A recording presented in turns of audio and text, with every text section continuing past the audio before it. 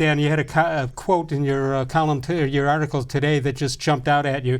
You basically said this has been a confusing collection of talent, leaving mostly uninspiring performances in their wake. All right, so here's what I get out of that. I get out of that John Dorsey's in one room in the headquarters, in the building, as they say. Freddie Kitchens is in another, and so Dorsey goes and gets guys and doesn't tell Freddie about it, and Freddie doesn't know what to do with him once he gets them. Is that basically what happens here? Sometimes it feels a little bit like that. And you kind of go back to Dorsey's Kansas City days, and he threw a lot of talent at the wall, and Andy Reid was able to, and still is able to, make a lot of that talent work. Right. And Freddie Kitchens just hasn't been able to kind of find that mix, and then he added Kareem-Hunt back in. And that's one thing he's done well, is work nick-chubb and Kareem-Hunt into the game plan outside of the first half yesterday. And it just hasn't translated to any sort of, there's no style points, there's nothing. When they win games, it's really ugly, and then there's all the drama surrounding it. It's just hard to figure out what this football team is. We'll talk about it a little bit later about putting guys in and not knowing what to do with them. I mean, that's basically, it's so hard to believe that that's what happens, but that has to be what happens. But we'll talk about the running game before, but the running game was non-existent in the first half. Not that it wouldn't have worked, they just didn't go to it. Yeah, they only had 3 carries each for nick-chubb and Kareem-Hunt. Baker-Mayfield was your leading rusher at halftime. And that's against Cincinnati. Yeah, and this was the worst running defense in the league. And on top of that, Mayfield was playing with an injured hand. And whatever that injury is, and he didn't have the wrap on it, he clearly wasn't the same Baker Mayfield that we've seen before. Yeah, so I believe he was 7 of 16 in the first half, turned the ball over twice. I mean, run the ball against that defense and just get out of there with an easy win. You got 2 of the best runners in the game. You got the best, say what you want about the Browns' offensive line. It's doing something right to get the top 2 of the top 2 running backs. Yeah, and the other thing is you can't just abandon the run. Freddie said after the game yesterday that he needs to see more than 2 and 3 yard runs to keep calling them. Well, the run game doesn't work like that. Sometimes you call a run and you get 2 yards, and you call it again and you get 3, and then you break one. Like yesterday, you break that 57-yard. The longer you go, the more tired the defense gets. Yeah, and you've just got to kind of keep at it and keep pounding. And they don't need to be the 49ers, but they're in the middle of the league rushing. When you're going against that defense, you've got to run the ball more. But tell me how Freddie would even think that way. He's been around the league. I know he hasn't been in this position before, but he's been around the league long enough to know that 2 yards, all right, you'd rather get 4, but if you get 2 on the first one, maybe you'll get 4, 6, or 8 on the next one. How does he not know that? I just think sometimes what we've seen from Freddie as a play caller is every now and again he'll get a little bit impatient. He won't necessarily set things up. He'll just kind of get to what he wants to do. He'll pull out that trick play.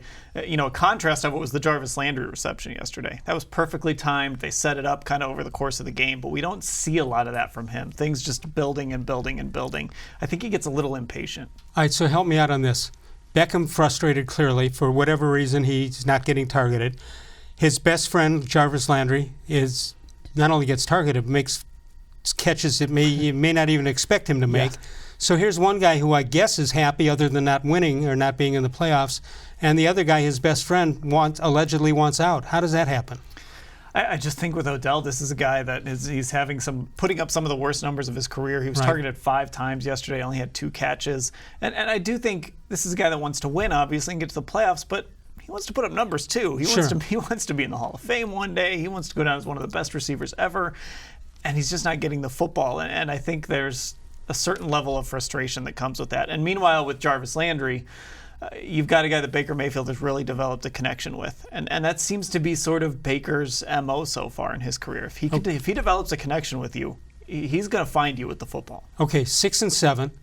They keep talking like they're not out of it. A lot of things have to happen. They could happen. I mean, if Pittsburgh lost yesterday, we might be talking about a different story right now, or at least a different outlook.